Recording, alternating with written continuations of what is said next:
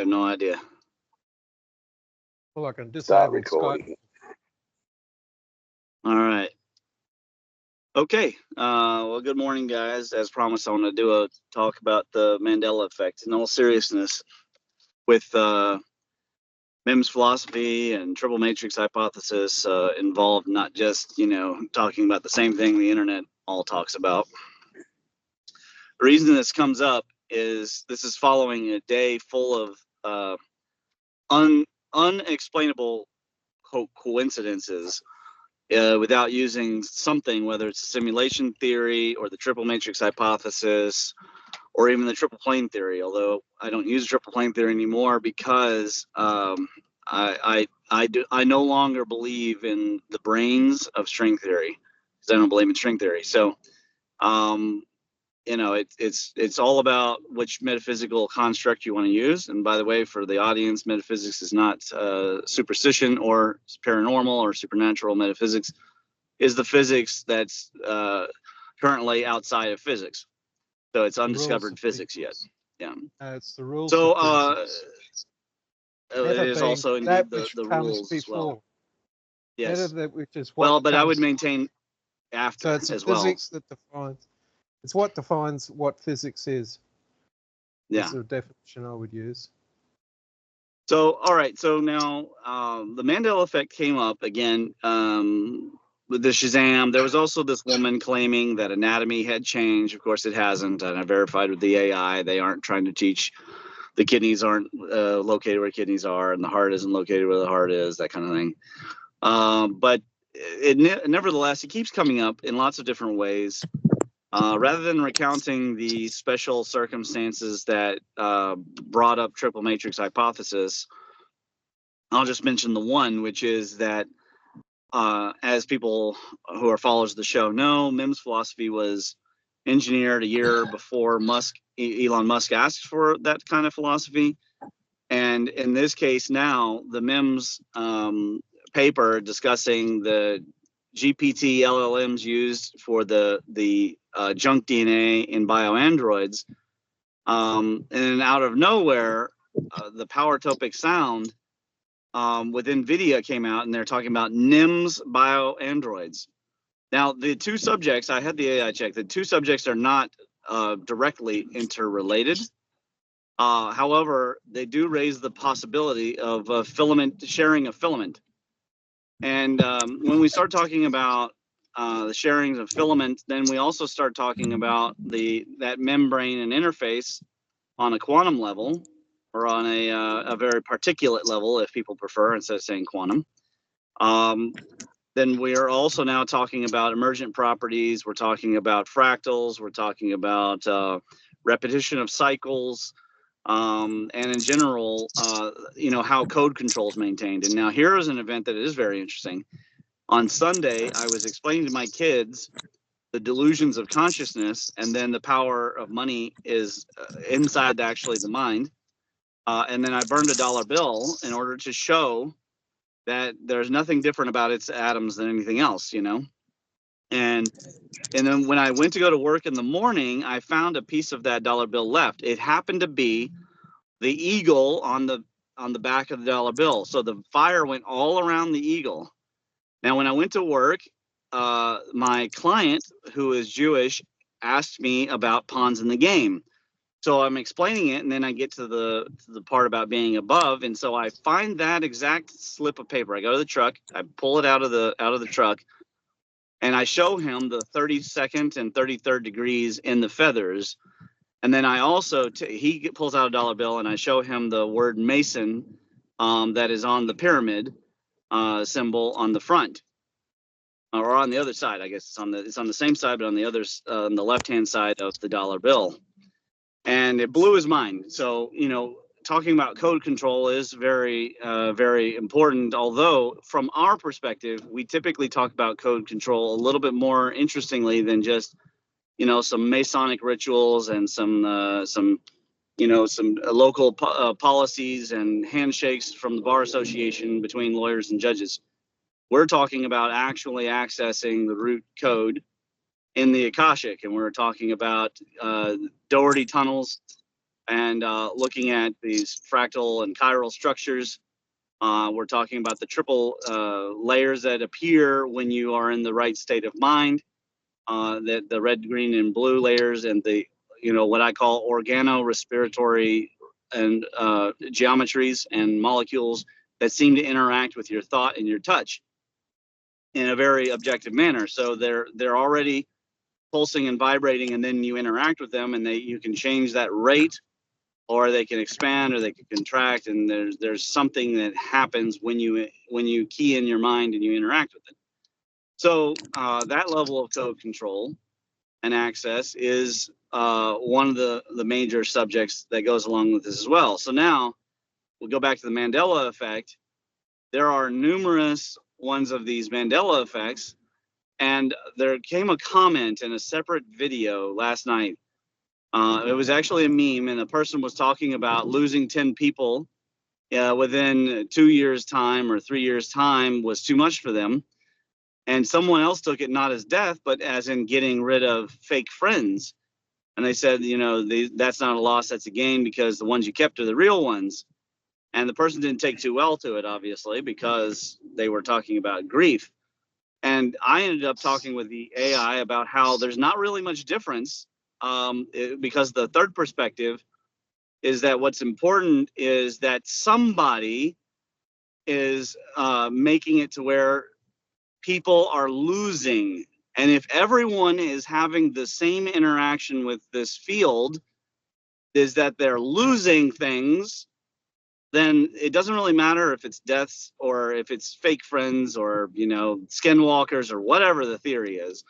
The point is everyone's having that experience, which means it's a real and cogent experience, right? If everybody's having the 1918 flu, it's a pretty good chance the 1918 flu exists. I know there's a conspiracy theory out there that it didn't exist or whatever, but I mean, it's a pretty good possibility that the actual disease existed, because there's so many people that died from the 1918 flu. And in this case, so many people have felt loss from 2020 to now that they're feeling jaded from reality. And they're feeling so jaded that they're doing things like inventing whole Eminem rap albums using the AI, just so that they'll get a version of Eminem that sounds like the past.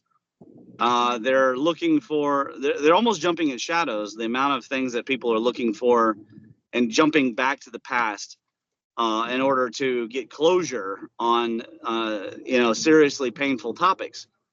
And I think that this is the Mandela effect that nobody's really talking about, because it's easy to talk about logos and it's easy to talk about movies and whether they were fake or not. It's a lot harder to talk about, I remember when my friend used to be there for me and now he's not. And it's not technically a Mandela effect, but it's still the effect that everybody's feeling in the field. And I think that that's the important topic that we can talk about from whatever perspective you guys want to. You want to talk about ether, you want to talk about code control, you want to talk about geometries, you feel they're all the same, you feel they're different, you want to talk about it from an electrical point. I don't really care.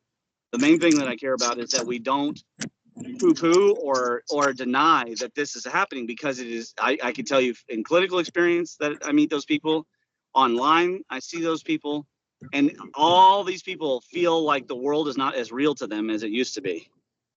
And that's an interesting thing that's occurring. Whether it's a Mandela effect or not really doesn't mean much to me. I do think, though, the Mandela effects are real, and I've already explained I don't know if I did it on show, but for me, the realness of the cornucopia and the fruit of the loom is this.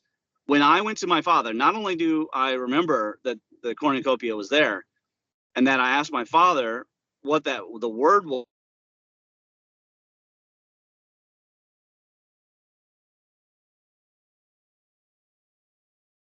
Ramon disappeared. Can you hear me? Yeah, you disappeared on us. Yeah, no, somebody started calling me,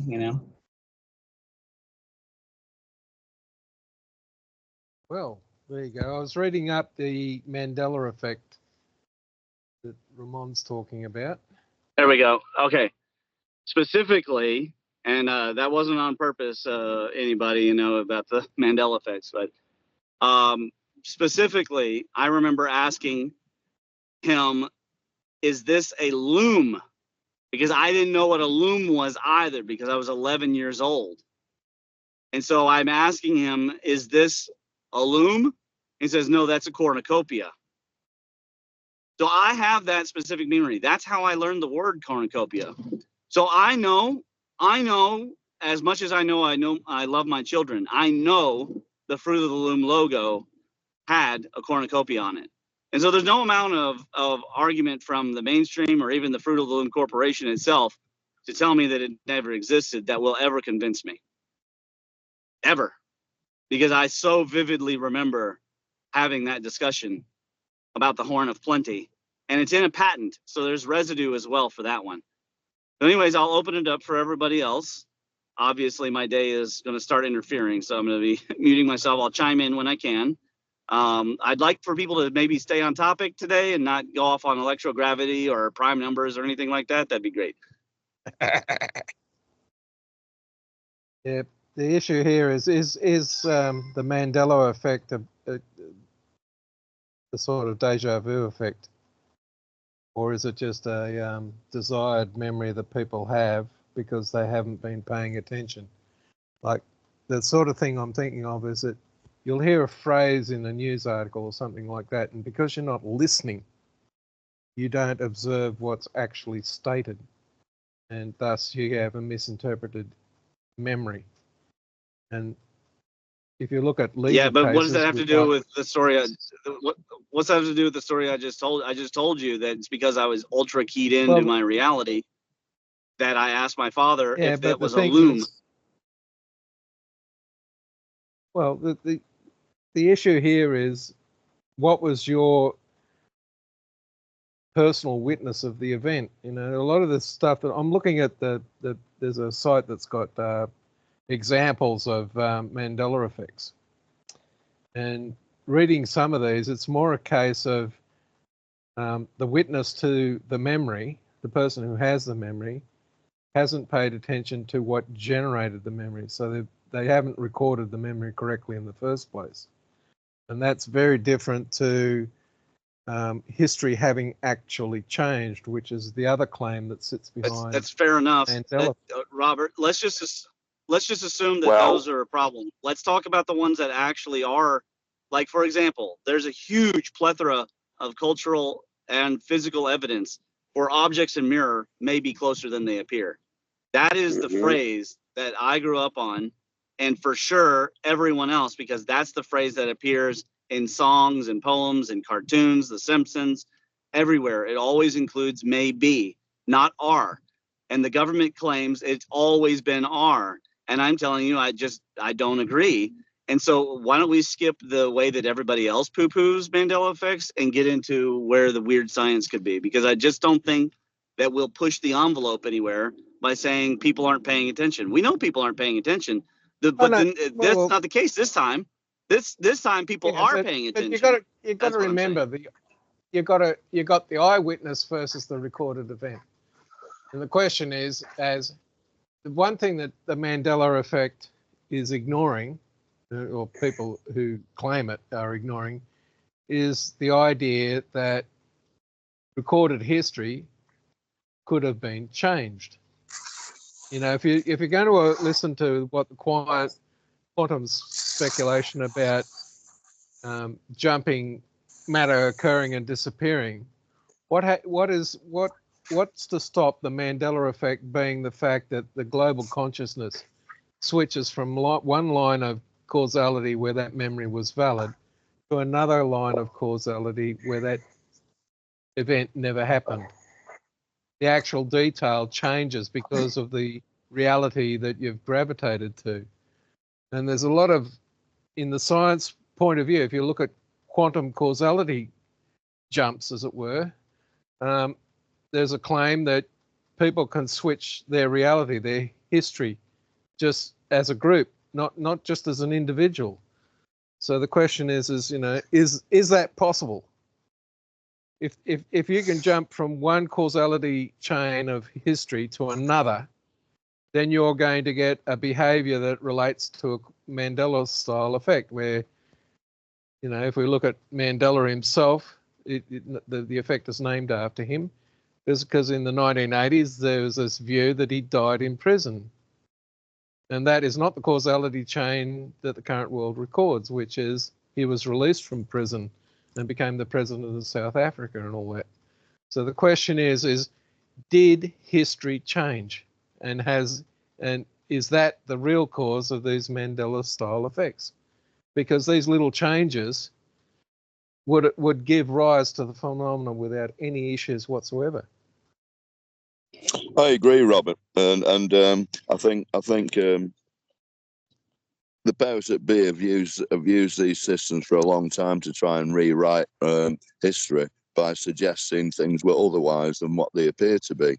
Now, I remember at the time when the first time I heard about Nelson Mandela was through that pop song by the Specials, Free Nelson Mandela. Now, I didn't know who the hell that was at the time. I didn't know much about the African National Congress or the history of Mandela. I believe he wasn't such an angel as what he was made out to be. It was also coincidental that you got some massive musical stars that there was a lot of hoo-hoo about not playing in Sun City, and so U2, the WEF band, the World Economic Forum band, were very keen about not playing in Sun City, and of course there was a lot of African music came out at that time to really get the situation of apartheid into the human consciousness. Now, you know what media and the powers that be do. How they operate. They operate on a deep psychological basis that's of suggestion, and I think it's to their advantage sometimes to be able to cover up and rewrite history, and I think that's why we're a species in amnesia as well, to an extent. That's one view on the Mandela effect for me. The other thing is how the past influences the future and how the future influences the past. Well, I agree with that one. Looking at this website, it's got the alternative realities idea, which is, you've jumped from a history chain to a different history chain, and the memory is no longer valid. But the remaining ones are the internet providing disinformation, priming, which is you convince the witness of a false memory. It's sort of like hypnotherapy type things where people can have that memory inserted and they believe it real. Or you've got false memories, which is the sort of idea that because you weren't paying attention when the event occurs, you don't record the actual sequence, and then that's the human being fills in the gap to try and make sense of what it is they've witnessed, which past is life regression. Yeah, past life regression.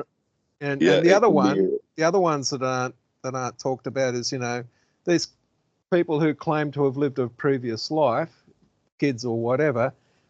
The question is, did they actually live that life, or have they somehow tapped into the ethic record of someone who was alive in the past and then they now have those memories available to them as though they were the person? And I think that's more plausible. And the second is definitely more plausible, because if we look at the individual, where are their memories stored? Where's your personal memory stored? Is it stored inside your physical body, or is it stored externally? And if you look at external, we know that. We know if you look external. if you look at the religions of Egypt, of the Pharaonic area, when the pharaohs were in charge, they had three types of elements involved in consciousness, and that those ideas are expressed in the other major religions. So you have the concept of a soul, which is somehow welded to the body. and the body is the body we live in is like an avatar solution where we're fully immersed in a reality. You know, it's not a simulation. That's very important for people to get their heads around. It's you have been taken from an environment where you are knowledgeable of all things and put into a physical environment that limits your ability to know things, so that instead of being able to create whatever you like at will, you now have to go through a process of learning to achieve the same outcome. And that is what would give an evolutionary line. And these ideas are quite strong. So the science people who want to talk about consciousness are having a philosophical debate as well as an experimental argument over where does consciousness live? Where does the individual elements that make you up, where is that recorded? And if you're going to take the view that of the people like Dawkins that say you're born, you die, and everything ends, you know, before you were, there was nothing, and after you're gone, there's nothing. That is a hopeless, no hope explanation of what's going on, because, you know, what's the point in living if it's not adequate? It's not adequate. It doesn't. Physics has to explain why we have life, and why we have ethics, and why we have sex. And physics has never ever tried to touch those realities. You know, physics is about studying the environment in which we exist, which means all the things we experience, the paranormal if it exists, ETs if they exist, and so on. You can't just throw it away because it's religious rubbish. It doesn't work that way. So there's got to be an explanation as to why consciousness exists. And there have been, speaking in terms of consciousness, that it is the consequence of electromagnetic activity. Life arises because we've got electromagnetic. And if we look at the matter of our universe, it's all made of electromagnetic materials. So at the basis of everything is electromagnetics. So is consciousness an expression from the behavior driven by electromagnetics? In which case, the claim that there is an ether and it's electromagnetic, that gives us a medium in which consciousness, the soul, would exist independent of a body. So if you die, you're still there. You haven't vanished, which gives you the concepts of reincarnation from Buddhism and similar religions of Asia, Oriental Asia.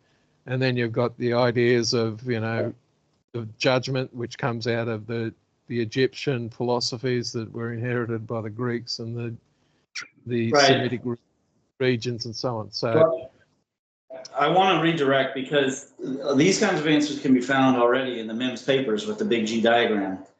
I want to redirect by saying the reason that I think the timeline explanation is inadequate, if we were to approach it in the same offbeat way as simulation theory is inadequate when they rely on cosmic background radiation, I would say the problem with the timeline theory is most people put it. I mean, I might say timeline as a convention so the listener might understand, but I don't really use that concept when in my writings, because if we do, then the world becomes a lot more like that Tom Cruise movie, Live, Die, Repeat, or Edge of Tomorrow. And the problem with that is then the answer that you're inevitably going to come to is the answer, because people have asked that question before, the timeline question. And they've asked the forward life, backward life thing, and they're inevitably going to have to trust religious faiths in order to get answers there.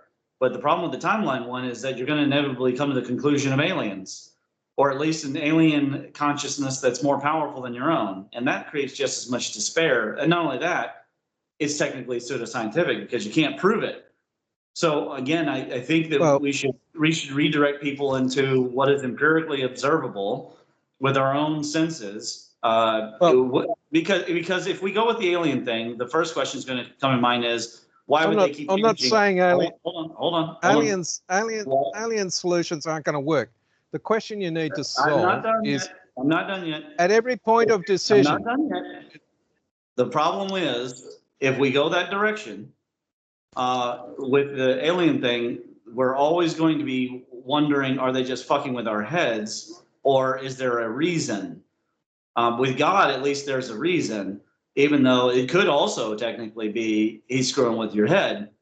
But the main goal should be for us to provide an empirically based solution for how to find, even when through the metaphysics or through the philosophy, we should use an empirically based approach for how to find a solution. And I just don't think timelines is going to work. I think that we should start from a construct. The issue you have here is if you take the idea that every decision point in that can occur in the universe produces a different causality chain and therefore a new universe that's completely independent of the old one. They share a parent but no children. The problem with that idea is that you cannot test it. It can't be tested by a scientific method. Now the question is that, regardless of whether you can test it or not, the truth? Is that what can happen? And you can't figure out whether it does or not. If it's possible to jump timelines, the fact that you do, it becomes a bit like the Sliders TV program. Yes, you can go to a parallel universe, but you can never come back to wherever it was you started from. You need to be able to retrace. So you just keep going into alternate worlds one after the other because of a time limit on your device. And that idea is not an attainable one. And the issue here is that when we talk about alternatives like reincarnation, all the rest of it, the past causing the future and the future driving the past, the questions you've got to ask is that correct? You know, what sort of tests could we apply using a scientific method that would show that the Mandela effect is either true or false? You know, was the memory valid or was it just made up? You know, what everybody wanted to desire. And I don't think it can be tested. I don't think there's a scientific experiment that we can apply to it. And just resorting to using, resorting to higher technology from some other civilization, you know, one man's magic is another man's technology. And the issue here is aliens would be suffering the Mandela effect if it's real just as much as people without the technology would. Can anybody generate a Mandela effect? Is there a way of actually making a Mandela effect and then therefore proving its existence? Well, a valid one? Don't know. My point was that just because it's not provable through a scientific method, that's not the point of scientific method. The question is it disprovable? And then B, I said empiricism. I didn't say that it was something that we had to prove using, a Baconian theory. I'm just saying that we have to stick to an empirical.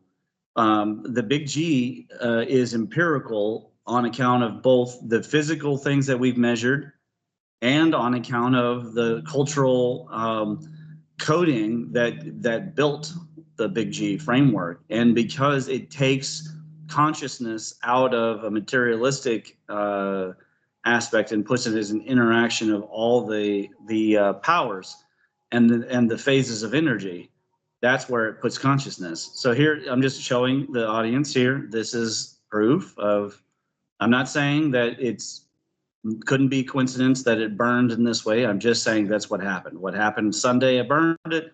Monday, I found it on the ground. Obviously, the physical explanation is this part was touching the ground and did not burn. And then Monday at work, the Jewish guy asked me about pawns in the game. And I happened to go out to the truck and get that piece and was able to explain to him and then draw the thing. So there you go.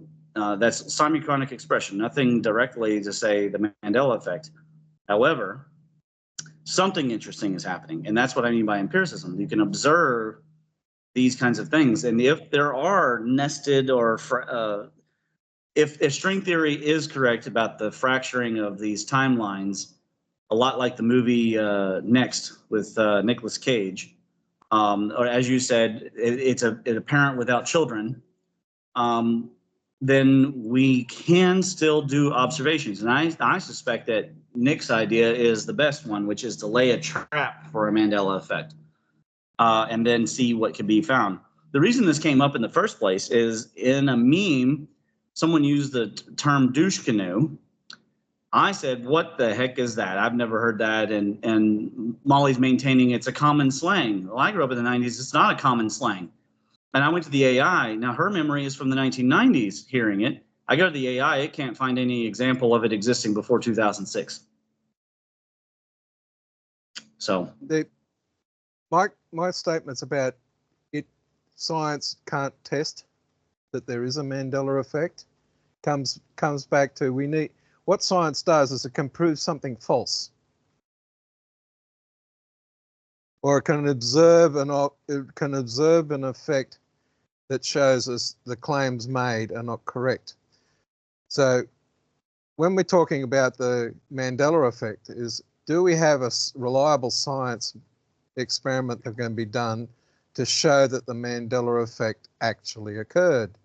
In other words, the claim that the Mandela effect is a fiction is a false claim, right? But what I'm saying, to claim that the Mandela effect is real, you need to be able to do an experiment that can show that the speculation holds up. Or you make the claim that the Mandela effect is false. Do you have evidence that disproves the claim? In other words, we have evidence of a Mandela effect. And I think that's very dangerous. I don't think it's about proof or disprove. I think it's about statistical significance. Well, the question is can we have an experiment that will show the claim as having evidence to back it up? And I don't think that we can do the experiment that way. If we're talking about that the universe is every result a decision point can produce, that the realities are equally valid, that would give you a physical reason for why the Mandela effect could be possible. However, for it to be real, you would have to be able to change your consciousness from one set of history events to another set of history events, where at some point in the past, those the universes of those chains actually joined together, and you've effectively, gone sideways from one set of history events to another. And the reason why I use the TV program Sliders, and I don't know the other ones that we're using, is that was exactly what the effect was. You were going from a universe where one history line was replaced completely with a different outcome. So the issue is, I don't think the evidence would survive. You've got internet claims, for example, that would appear as a Mandela effect, where the South won the war, but somebody came back in history, or a group of people came back in history and changed it so that the North won. Now the question is, are those memories of having one set of histories a valid memory? Before the internet, before the 1950s, was there a record by somebody in their personal diaries that the South won? And that sort of evidence doesn't exist. I already told you that there are residues that have been found. There's a Pinto commercial from 1982 or 3 with the Ford logo, and the F goes straight across. And that commercial is on YouTube, and it's in a documentary about how bad the Pinto is. It's nothing to do with Mandela effect. They don't even know that they have that evidence in their documentary. And there's numerous people who have, again, I told you, cultural examples of objects that mirror may be closer than they appear. And I've already told you my personal anecdote, but you didn't say, is this evidence? You just said, does your memory work? And I'm telling you, my memory definitely works. I remember asking my father if that was a loom in the logo. And he said, no, that's a cornucopia. And then here's the interesting thing. I said, what's a cornucopia? And he made me get the dictionary and look up the word. That's how I learned the word. That memory is more crystal clear than this conversation will be to me tomorrow. So, Ramon, can you remember the whole lead up to the point where you then asked your father those questions? Yeah, I can remember. Like you can remember getting the, I remember staring at the logo, wondering what the heck this thing is, because every time I folded my clothes and put them away as a kid, I wondered why. I understood fruit, but I didn't understand if that thing was a loom, because it says fruit of the loom. And so then you see this cornucopia and you're wondering, is that, what is this? And so I took it to him specifically to ask him, about that. I mean, these are millions of people that have these memories. There are people working at Fruit of the Loom that remember the cornucopia, and they're working for a company that is maintaining that it was never ever there. Mm-hmm. Well, I look at some of what's been said a bit like this. If the three of us sat down and read a novel, the three of us could come out of it with totally different views on the whole novel, right? You know, how it got to where it got to and all that, right? One of us may really enjoy it, another one may go, gee, that's was a bore reading this. Then you sit around and over time, with the interactions of listening and being in areas of with it, eventually one or the other's views may slightly change, but you go, instead of after you'd read it, go, well, that was a waste of time, you might go, well, I didn't really enjoy it, but I'm glad I read it. And then over time, well, time's really not right, but over that period of that time, you start to get a different, because of other things occurring in your life, you may get a different view to it. So I think it was like Rob said before, and that there, as above, so below type thing fits right into it. And when you look at Mandela, the Mandela effect and that, well, again, a lot of it is what you saw on the first day may, like in years to come, be viewed totally different. And unless you've got it written down, right, in a hard copy that you can go back to it, well, eventually it just gets obscured. That's my way of seeing it. Okay. And when you talk South and all that, well, it's the same. The internet allows you to obscure a lot of stuff. We went through the same thing with UFOs, and there was studies done, and only 5% of UFO abductees, it turned out, were mentally ill. 95% of the people were completely normal people. Now, for 50 plus years, everyone culturally, socially, in the media and government maintained those people were just crazies. And now, officially, in this quantum stream that we live in right now, you find people who still live in the timeline of belief that UFO is crazy, when in fact, UFOs are officially sanctioned phenomenon called unexplained aerial phenomenon. UFOs are definitely real. They are definitely something in this timeline everyone is expected to agree are real. However, loads of people still think that UFOs are crazy town. And we had the same reaction back then, which is they must have misremembered. They saw some gas in the sky, some light bounced off a weather balloon. It was a hoax. It's a prank. That is no longer an acceptable way of approaching a situation like this. That's acceptable back in the days when you couldn't define what a fairy was. And so you created a story, and it might have actually been Jimmy down the street with snatching kids. But the truth is, weird shit was happening. and people reported it, including pilots, and they were poo-pooed.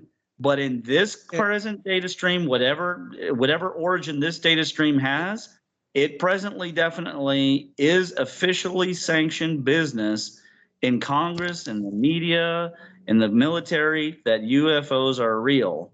So Well, I'm I'm not going to accept that. I'm not going to way. accept that UAPs or UFOs or whatever they want to label them. They've changed the name, so that's a psyop operation to begin with. The government has been in the view of claiming that any evidence of a UFO is false simply because they had technology that they were trying out and developing that was real that they didn't want anybody to know about. So there's issues of state secrecy and deliberate lies. Now, the fact that we live in a timeline where the governments are finally recognizing it doesn't change the fact that it's been repeated throughout history, as far back as you care to go. When NASA was going to the moon, they did a review of historical records and discovered the UFOs had been reported throughout history, well before. You know, you got presidents of the United States who have written in their diaries before the 1800s of having witnessed these things. So, you know, as fairies and leprechauns, right? And what you've had from the government in the US in particular, and then throughout the world thereafter, was that after the Second World War, thanks to the nuclear weapons and all the rest of it, and the desire to be able to deliver a shock to your enemy without anybody knowing about it, you've had secret projects to develop secret technology that they don't desire for anybody to know. And as a consequence, you get all the stuff that came out about the U-2, the SR-71, and the TR-3B. Now, there is technology that you know, people want to speculate and go, you know, tin hat on. But the simple fact is that there are events that have been recorded, that have been witnessed, and the response is to say, oh, it's all rubbish because you didn't see it. It's like in science. You get people who if I was to make the claim right now, and I know it to be true, that every human being can turn sodium into potassium, the claim will be that I'm talking crap. There's no biological proof for it. But the simple fact is there is biological proof for it. The human body is capable of doing nuclear fusion in the biology. The enzymes in your body can turn sodium into potassium. And in chickens, it can turn silicon into calcium and so on. There are things it's even more interesting than that now. There's a company that can turn air with electricity into food. That's where we're at. Yes. So, and that sort of thing is described in Genesis, you know, with the Exodus. So the real issue here is is what being claimed, did it actually occur? And the problem with hypnotic regression is that the persons who are doing the hypnosis and all the rest of it can implant a memory that didn't occur. There was a magician in one of the parks somewhere in the United States. He had a crowd of people there, and he convinced everybody there was a spacecraft had landed and these ETs were getting out. And fortunately, there was a cop standing against the old lady who had physically got her gun, was going to shoot the alien. Right? Was convinced by the guy saying that it was the case. So people can be deluded. But when you have evidence of things like, you know, there were claims for a long time that earthquake lights occurred. And everybody in the earthquake group was saying, oh, you know, the geology type crowd was saying they didn't occur, volcanologists, a whole lot, until someone actually recorded it on film. And then suddenly all these scientists had to admit the evidence. And even today, there are people who have science PhD degrees who say earthquake lights don't exist because I've never seen them. Forget the fact that someone else has recorded them. They don't want to accept the evidence. So the question here is it a case of unaccepted evidence that's producing the claim of a Mandela effect? Is it someone deliberately falsifying the truth, like the Chinese do about, the Chinese Communist government does about Tiananmen Square in the 1990s? You know, these issues are real. So you've got deliberate fabrication of history, and that is everywhere. I have up a to go history and help the book and- patient. Yeah. I have to go and help the patient, but I will say, if people use the triple matrix hypothesis, you can avoid the trap of dichotomy that you're talking about. Because now you get into an actual explanation for emergent properties. You get into the use of Doherty's diagrams. You get into the use of recursion and fractal geometries. You get into an actual functional way of describing it without falling into the trap of, is it real or not? Is there falsification or not? It's just an open-ended hypothesis that enables various forms of empirical testing. And that's what I would advocate for people to do, because I think the simulation theory is at its end when the CMBR is falsified by the Haroni scope. And I think that we have to approach this in a much different way than we have been. But it's definitely not something we could just cast aside anymore. It's the effect, Mandela or not, the effect is real. People are reporting this effect in their lives. Well, until we get honesty being the real, being rewarded with privilege, this issue is going to continue. It's because we have corruption of ethics that this stuff occurs.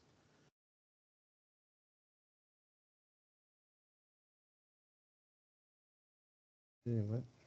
Well, why is it when you're talking that then, Ramon, I listened to a thing today in Alan Watts one, where he was talking about time, the illusion of time and everything with it.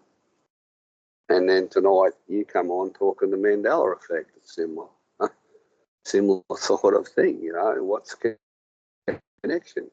Yeah, where's the connection? You know? Don't know.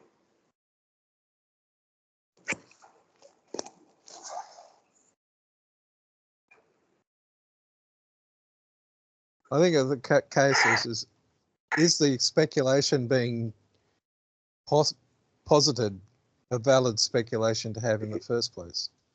For example, is the Earth a sphere or not? Well, you know, there's an argument saying that all these pictures that we have of space, of the Earth from satellites and all the rest of it, and the space station streaming, it's all fake generated stuff. And my question is the claim valid? Just because you haven't personally experienced it, just, you know, it's if we're going to take for example the Skycam stuff you have. You can go and look at a city through Skycam. If you're going to make the claim that the images being shown from the space station as it orbits the Earth are false, well, why should the Skycam of any given city be the truth? If we can falsify it in space, then we can falsify what is visible on TV. Everything that's shown in the camera is just rubbish. If you want it, the case is, do you have the right to dismiss the evidence as invalid just simply because you didn't experience it? Remember, in a courtroom, it's on. Is the evidence sufficient to say this event occurred and this person was responsible for it? Beyond reasonable doubt. And the question is, if people are going to, you know, see an image and claim the image is false, is that a reasonable claim? On what basis can they justify saying that something's false? Which is where you get into the issue with the Mandela effect. If someone changes the history, who says that the change was the truth? Was it a change to the truth or was it a change to false? Well, can I answer that? If I think I may be able to. So the first thing is in a court system, and I remember listening to a discussion on this going back probably 7 or 8 years ago, where a woman had her son murdered and then what went on after it. The court system that we have is not about the truth. You go into the justice system and then it is about a perception of justice as is, I suppose, put together and then created so we believe that justice has been done or hasn't been done. So It's not about the truth in a law system. So that immediately. So if you look at Nelson Mandela, as Nick pointed out real early, right? Originally, he wasn't seen as sort of a person that was a reasonable. He did some horrific things, and then over time, through the perception of justice and injustice about him, all of a sudden he came out the other end and he was able to become that leader that he became. Now, we see that time and time again where people are put in prison for some horrific things, and then 20, 25 years later, you got a group of people claiming how this person's really been misunderstood. It's not that bad. And hopefully, they get it to a point where people start believing, yeah, we should give this person another go in society, and next minute, like a lot of times they cock up again.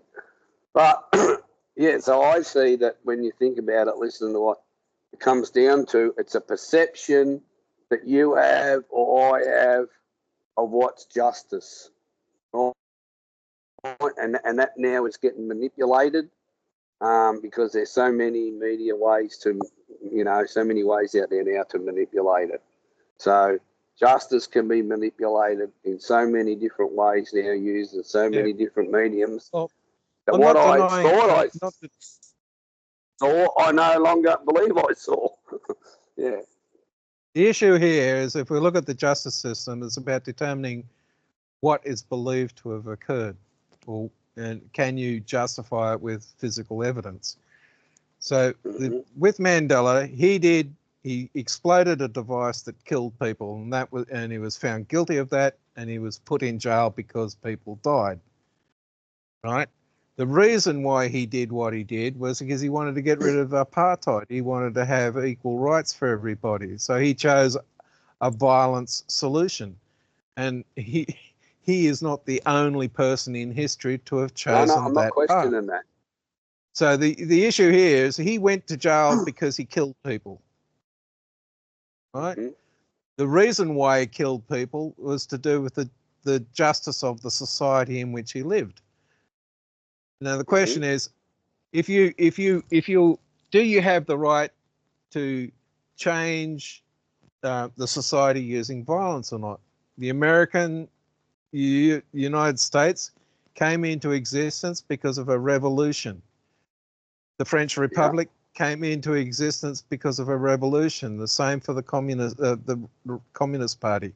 They were violent overthrows of the previous order where people were killed. Now, if you were to apply the accepted rules of that society before the violence and after the violence, the answer was in both societies. Right? If you look at prior to the revolution in France, Russia, or the colonies of the United States, it was unacceptable to kill people. After the revolution and everything settled down, it was still unacceptable to kill people. The basic rule didn't change. All that happened is during the period of chaos, you could do whatever you like and there was no consequence. Or little consequence. You could get away with anything. And if we go back into history, we'll see the same behavior. But the question you're asking here is, did these events occur? That's what the court system's about establishing. Now, there evidence can be produced into court that is false and later proven to be false. Yep. And that's why you get acquittals. Yep. But that doesn't change the fact that the person in the dock gets found guilty and stuck in prison and even executed in some cases on basis of someone's lies. But the people who do those lies and who are involved in fabricating it never get to suffer what the person in the dock suffered because of the lies. The prosecutors who produce false evidence are never put in front of a court system and dealt with because they produce false evidence. Well, I see there's a report. That's when justice is not served. Couple of days, Rob, I see where there's a report come out in the last couple of days. I think it's in Victoria, where they're talking about how the jury system may no longer be serving the purpose that it was there for because of the way technology and that can manipulate things.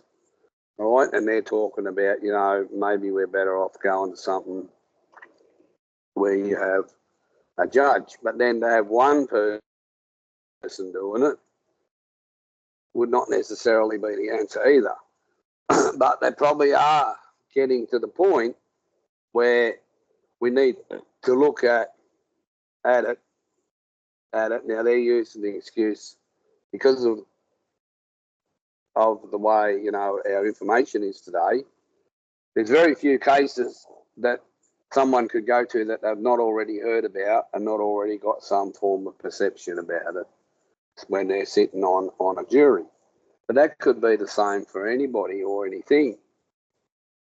So is that also part of this Hutchison Yes, it's exactly. effect of you've already got a perceived outcome, whether that is correct or wrong, that may or will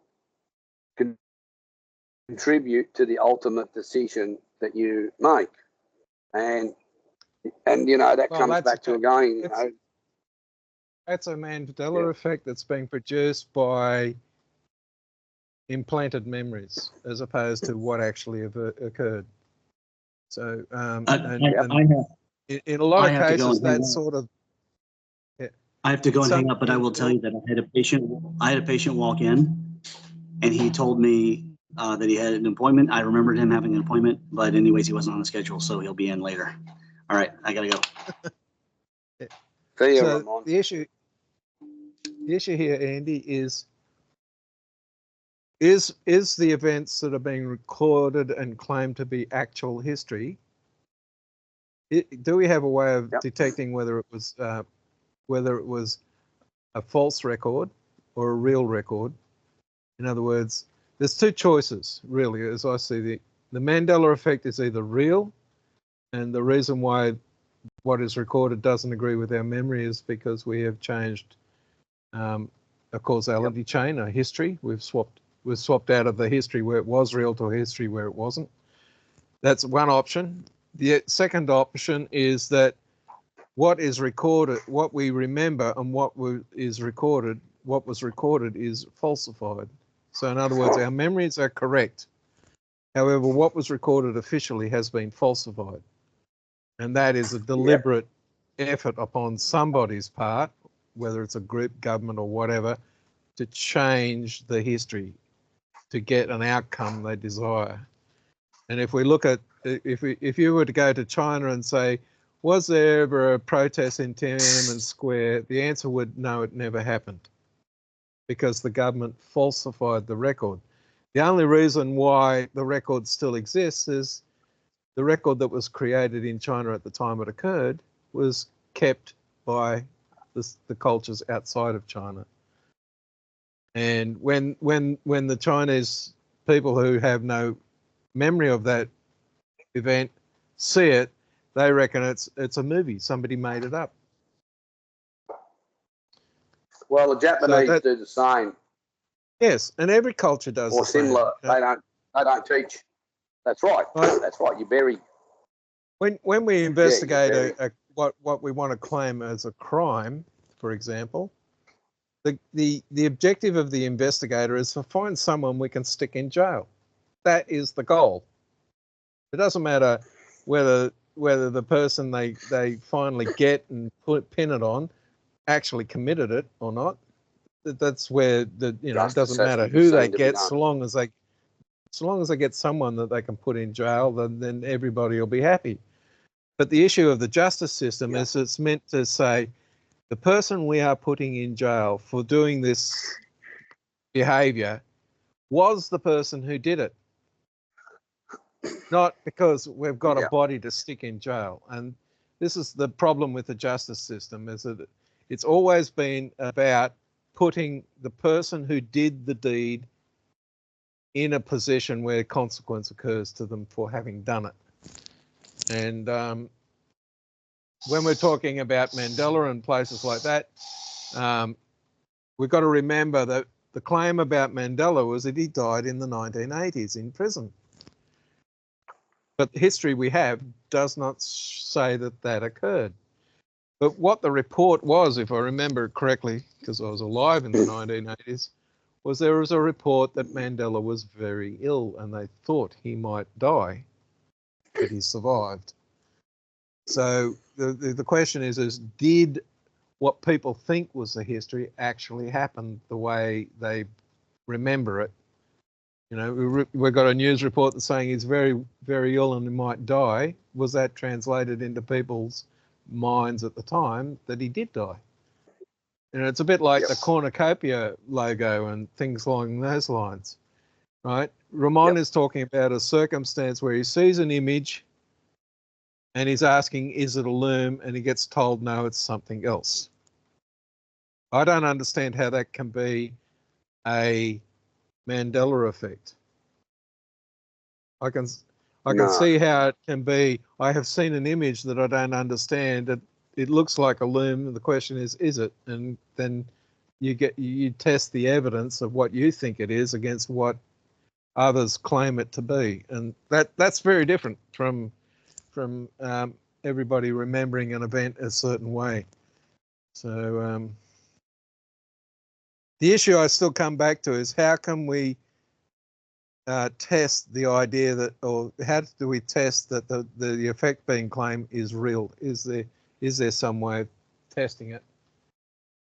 And I don't know how you can test it. If you were to say we record this event but we change the timeline, then the record in the other timeline may or may not exist at all because we've swapped timelines. So you can't. You need some sort of device mechanism that allows you to see to have the event as recorded. And at the moment, the swapping timelines event is a personal record of a person's memory. But the question but is, no, Rob. Is that being reflected? Rob, again, no. You can record something, and I will see it different to what you see it. That's oh yeah, just that's part the of witness. our chemical make. That's part of our chemical makeup. Yeah, that's the witness effect. So you can have an intersection, right? You can have a camera recording the intersection from every way coming into it, and you can have a group of people, and two vehicles smash into each other. You go and ask all the individuals that claim to have seen it what occurred, or who saw it and what occurred, what was the sequence of events, who did what, and all the rest of it. And you'll get a completely different story from every single one. But if you look at the cameras that recorded the event as it occurred, then it's clear what happened. Which is why camera evidence, it was, for a period of time, more reliable than the witness. The problem is we now got technology that can go in there and change the details. So if you watch something like Dashcam, one of the Dashcam videos, you'll see in the video the lights have gone red, the green lights have gone on, the guys in the green lights have now decided to move forward, and somebody runs a red light and there's a crash. With the technology we have available, you can actually edit that image to wipe out the green light and put in the red light and submit that to court. That's right. And I had an issue. When I was working for government agencies, it was my job to sit down and say data standards for recording and of evidence, film recording and audio recording of evidence to be submitted to court. First of all, it had to be formatted, kept in a format that was uneditable. In other words, if you were going to compress it, the compression had to be lossless. You couldn't lose any data through compression. So you had to record the image in a format that used TIFF compression if you were going to use compression. You weren't allowed to use the other variety, JPEG or similar, because JPEG actually deletes data out of what was recorded, which is why it's not acceptable in evidence. But not only did you have to record this as it occurred, you had to put a time counter on your device, on the recording. In other words, you had to have hours, minutes, seconds, and hundreds of seconds, so that what you could detect is frames being modified or deleted. And when we're talking about frames, you need to have the recording mechanism record the frame in a certain way so that you can detect whether it's been edited. So the fundamental way was that the recorded image had to be done, the recording of what occurred, the interview or whatever you did, had to be recorded in such a way as he couldn't change the content without it being detected as having changed, having been edited. And the minute you detect that the image has been edited, it's no longer submittable evidence. You have committed, what is it? I forget what the term is. Perjury. You've submitted evidence contrary to what actually occurred, because you're not allowed to do that in a court. So as a consequence, if you're going to record an event that you're going to rely on in court to justify as what actually happened, you've got to have a timestamp recording occurring for that event as you record it. So if if you take a picture, there's a timestamp on the picture of or the video. There's the seconds are counting along, and you can work out from frame rates and things like that whether the image has been cut or replaced. But what you're not likely to be able to do is to find that a group of pixels in one of the frames has been modified, or a series of frames have been modified. So the way you record this data has to be done in such a way as those sorts of edits become obvious, that and the data has been changed. And in the modern environment, submitting video evidence to court, because it can be changed in the ways I'm talking about, has to be checked reasonably thoroughly by people who know what they're doing. There's a case in Queensland where the DNA lab falsified evidence, submitted to court, claimed to have done these tests that never happened. So there's those sorts of issues, and the person who was in charge has, had a bit of a problem because they've been prosecuted for it. But these issues occur everywhere in the court system. We've had police that have falsified evidence and cooked the books and put someone in jail, and it comes out later on that was occurred.